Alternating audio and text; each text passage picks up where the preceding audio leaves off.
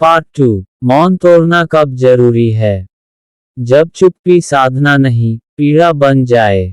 पिछले वीडियो में हमने जाना मौन कैसे साधना बन सकता है। लेकिन आज का प्रश्न है, क्या हर मौन सही होता है?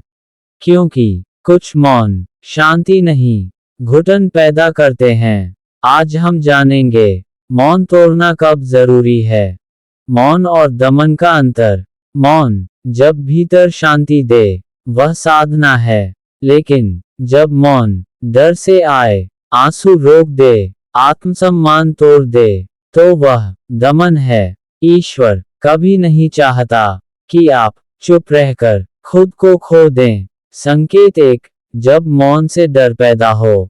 अगर आप बोलने से पहले सोचें, अगर मैंने बोला तो कुछ गलत हो जाएगा, तो समझिए यह मौन नहीं, भय है।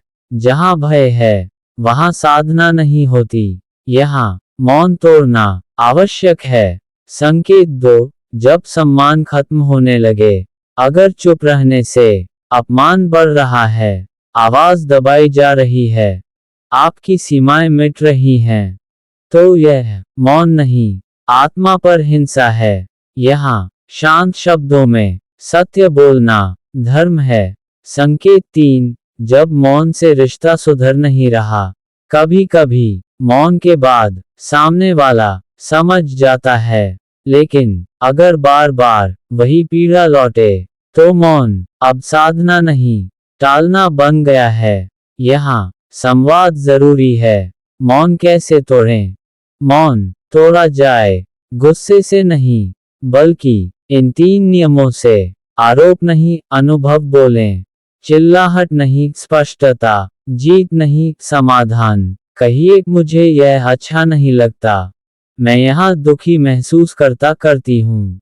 अंतिम सत्य याद रखिए, मौन तभी साधना है जब वह आपको और सामने वाले को ऊंचा उठाए। जहाँ मौन आत्मा को तोड़े, वहाँ सत्य बोलना ईश्वर की सेवा है। महिला विशेष संस्करण। स्त्री के लिए मौन कब पाप बन जाता है? मुख्य संदेश। स्त्री को अक्सर सिखाया जाता है, सहन करो, चुप रहो। लेकिन हर सहनशीलता धर्म नहीं होती। स्त्री का मौन कब गलत है? जब वह डर के कारण चुप है, जब वह अपमान को सामान्य मानने लगे, जब उसकी आवाज महत्वहीन बना दी जाए, जब उसका शरीर या मन असुरक्षित हो। यहाँ मौन पुण्य नहीं, बोझ है।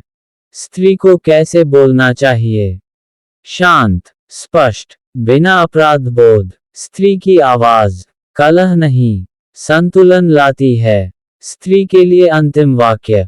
ईश्वर ने स्त्री को मौन सहने के लिए नहीं, सत्य जीने के लिए बनाया है। पुरुष विशेष संस्करण। पुरुष का मौन कब कमजोरी बन जाता है?